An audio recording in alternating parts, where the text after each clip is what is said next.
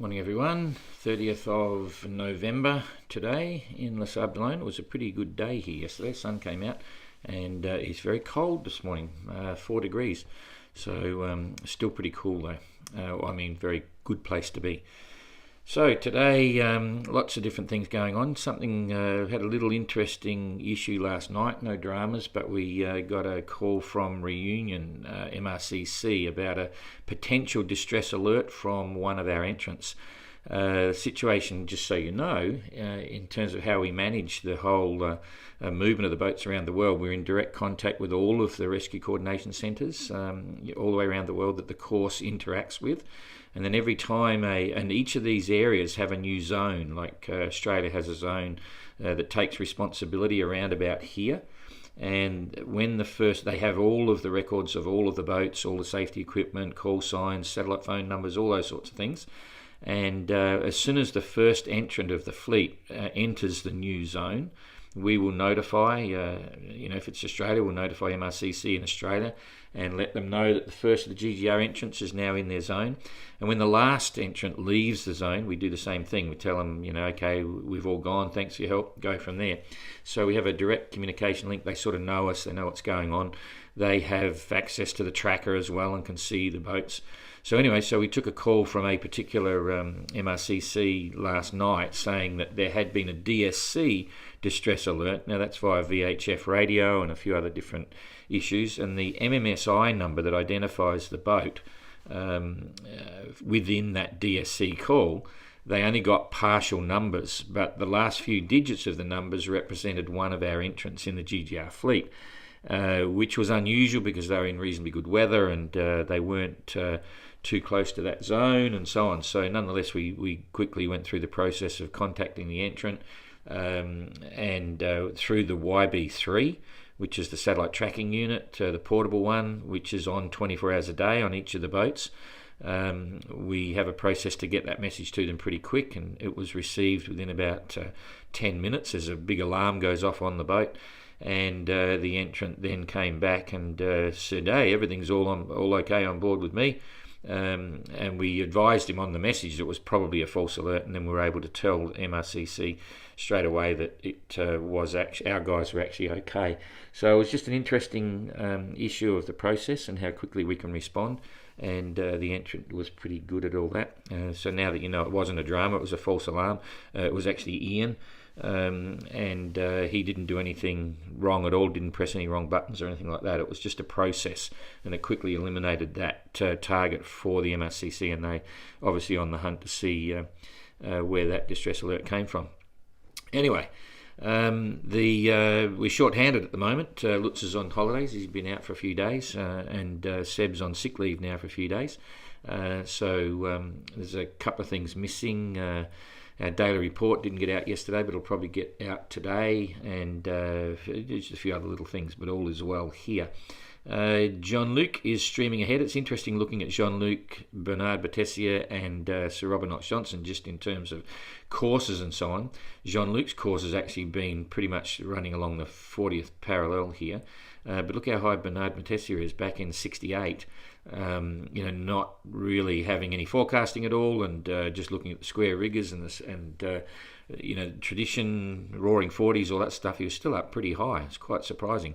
And yet at the same time, Sir Robert Knox-Johnson, who was much more of a, what I'd say, ship's captain maybe, whatever, he decided to take the deep route, and he's headed deep south. He's underneath the 40th parallel there, and heading down, so quite different. And Jean-Luc, of course, the toggle bar has not been working this morning very well. I'll just see if look at that, perfect. Okay, I must have tried that 10 times about 10 minutes ago, and it wasn't working. So it's working now. So Jean-Luc's 1,600 miles ahead of Simon. That's relative to the course. Obviously, Simon had to go up to Cape Town, so that took up a bit. And he was actually a long way. He was about 1,000 miles or so in front of the fleet normally. So I think at the moment, Simon certainly might be catching up to some of the averages of the 2018 fleet, which is if you take into consideration the Cape Town stopover. So that's encouraging. and the fleet itself is greatly spread out. I did a couple of quick calculations on ETAs because there's a few people wondering, they're travelling to Hobart, and the ETA that I've got for Simon, sort of a reasonable ETA based on the distance still left to go, is 21st, 22nd into Hobart, and for Kirsten, about 26, 27 into Hobart. But it's way too early to be precise.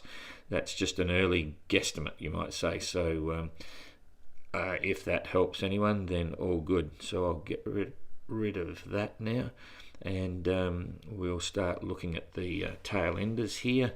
Push that up. Okay, so pretty much as we suggested yesterday, the positions just clicked over. I saw it jump a minute ago, so these are accurate from a few minutes ago. And right now, Arnaud showed 4.7 knots over the last 4 hours average, which isn't too bad. I'm going to build that up because he's heading still north. He can't. I'm surprised he's not reaching across there because it's obviously a southerly component to the wind, and I would have thought, bearing in mind that this wind direction may not be accurate, he may be getting something completely different, but he's still running downwind on this rather than even reaching across or even broad reaching heading towards Cape Town. So instead he's headed due north, so still challenged for sure. And Guy, he's 4.7 knots, which is okay, and he's on a beeline to Cape Town, which is probably a week away yet, and happy with that, I'm sure. We'll just pull this back and see if we can get Elliot and the guys in here. So Elliot 2.6 knots and Ian Herbert Jones 3.6. I think what's happened here, they had in the last few hours, obviously the wind has come across and shifted, but they were very frustrated yesterday, becalm, not much wind, and I'm surprised Elliot's not moving a little bit faster than that in this breeze, but it could be that he was stopped, and this new wind gradient might not be in exactly that position. So I'm sure all's well. He's been undersailing the boat. He was mentioning he's on the small jib on the furler just to look after the bowsprit, and that's his new reality, I suppose. Anyway, we'll Ian Herbert Jones, doing well. He's done 44 nautical miles in the last 24 hours. And Elliot's done 47, so they're pretty much on a par. I looked at the leaderboard this morning, and the 24-hour daily runs are pretty much back on track again now. There was a glitch yesterday. A few of them were playing up, but you can see Simon, Kirsten, Avalish, pretty much as you see the line on the tracker, going down. Another interesting point that some French fans brought up, we've got the retired leaderboard here. And if we don't consider these to be rankings when you're retired, but they're out of sequence, so don't be too distressed because Damien wasn't the first one to bail out. There's still some issues there, and you'll see you'll see there's a few anomalies there. We'll try and sort that out to make it a bit more realistic, but once you're retired, the rankings are there, but we'll, as I say, trying to catch up, and Yellow Brick do a great job.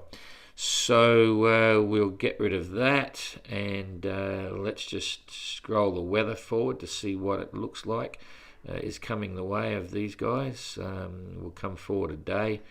Okay, Arnaud and Guy have got a consistent southwesterly coming up, and plenty of breeze there, so Guy should be able to manage with that. Ian and Elliot still in this southerly airflow, so they'll be heading out to the east, and that's not a bad thing. We'll come forward another day around about there. Some heavier winds, they'll come across here. They might get hooked up a bit. I don't think so. They're not going to get this following breeze. There's a bit of a cell forming here. You can see that. That's kind of interesting. That's what do we got? That's a low pressure system forming there. So that's not unmanageable, but it's going to get strong. Depending on exactly where they are, it'll determine whether they're going to get hooked up in the bottom of this or whether they can go east. It's a bit hard to predict at this stage. Guy's still sailing okay in this after a couple of days. It's going to go lighter, and Arnaud on top of it, so it's going to come around in front, so that's going to be challenging for him.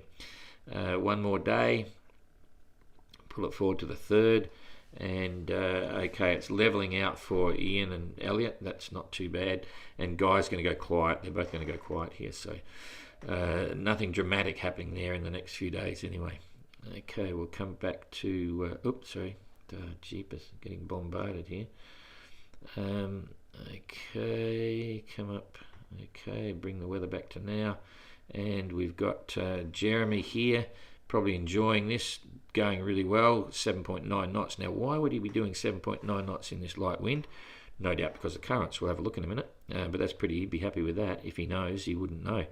3.9 knots for Goog. He's caught in the centre of this high, so, or close to the centre. It'd be moving over him, and I'll come back one more so we can get them all on the same slot. Abelish is doing 6.2 knots, Kirsten's doing 7 knots, and Simon is doing 6.7. Now, I don't know whether you're noticing a trend here. I'm certainly seeing it. Kirsten is always just that much faster than Abelish, and the same with Simon. She's sort of like half a knot regularly faster when, you know, they're at high sixes and sevens stuff. They're pretty much going whole speed and a bit more. So you know, it'll be interesting to watch. But Kirsten's doing what we're sort of half expecting to be, just that little bit more powerful and a little bit faster, a little bit better water lines and all those sorts of things. Powerful boat, so I think it might be starting to show, but it's too early to say, and she's got a long way to go because she's about, let's look at the distance here behind Simon, if the toggle works. Nope, it's not working. I'll try it again. Oh, come on, we got one. I can't get the other one. Okay, she's I'll try one more time. Got it. Okay, so we put that on the transom of Simon, that on the transom of Kirsten. 650, so she's taken out a little bit, and you know, as I say, that's a long way to go, but every mile counts. So okay, and Abelish about 100 miles or so behind, 150 miles behind, and Captain Goog, he's doing pretty well, all things considered, from the leader.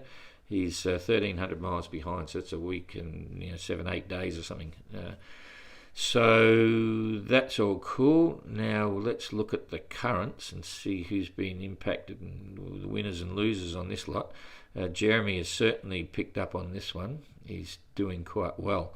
And what do we got here? So you can see he's actually come down here. He's hooked up on that spurt, so that whole last 4 hours obviously got a bit of current as well, because 8 knots over the ground for 4 hours is not too bad, considering he's got pretty average normal breezes there. Not to say he's not going, he's not working hard to get those speeds, but it helps.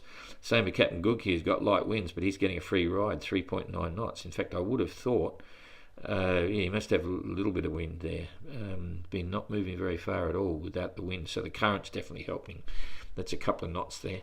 And Abelish, not much to gain there, coming across, and Kirsten the same. No real quantity benefit from the currents.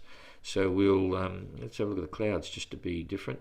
A little bit overcast there still, so not much in the way of celestial navigation going on, and Simon's the same. So that's kind of interesting. Abelish mentioned the temperature the other day. Let's have a look at what it's saying. So yeah, so the light yellowy greens, so 10s, the maximum average is going to be 10s, 11s, 10 or 11 degrees there. So it'll get colder than that at times, especially with the southerly breeze, because the breeze can make it drop colder than the sea temperature and average temperature around here. So that's interesting. Back to wind, and we'll follow that through and see what they're going to get for the next couple of days. I'll try and get them all on the one hook up here. So Jeremy down the back here, they're all pretty reasonably sort of spaced from the perspective of the no-go zone. That's as close as you want to be. It's about 60 to 100 miles from the no-go zone. So we haven't forgotten anyone at the back. No, that's okay. So I'll just roll this through for a day. Okay, so everyone's got breeze. Jeremy's got breeze. Goog's still looking for the breeze a bit. But Abelish, Kirsten's going to go a bit lighter for a very short period of time. In fact, if I toggle that, you'll see how quickly that goes over. I'll just see if I can toggle this. Is it working? No. Hang on, get rid of that. Nope, still not going. Got to activate that. Got to hit that little slide button to activate it. Now it's moving over every hour. You can see it's coming over Kirsten. I don't know whether you can see that actually. It's pretty small. I'll pick that up one and see what we've got going on here. Okay, Jeremy and Kirsten and so on. Then you can't see Simon. Now I've got to hit that again. You've got to hit right in the middle of that little slider to activate it, so you can toggle it with your left-right key. Anyway, they come back into breeze. Jeremy's breeze is going to strengthen from the northwest. Goog's got breeze again. Everyone's got breeze going on there. This is through the second. So Jeremy's got plenty. Kirsten and Avalish have got plenty. That's looking pretty cool. And Simon's, same thing. Simon keeps moving. There's a general gradient there. That's through to the third. So the next few days, there's no shortage of breeze. So they'll keep moving. Pretty much a drag race with all of them. And this influence here is still 2 or 3 days away for Jeremy. He'll be down here. So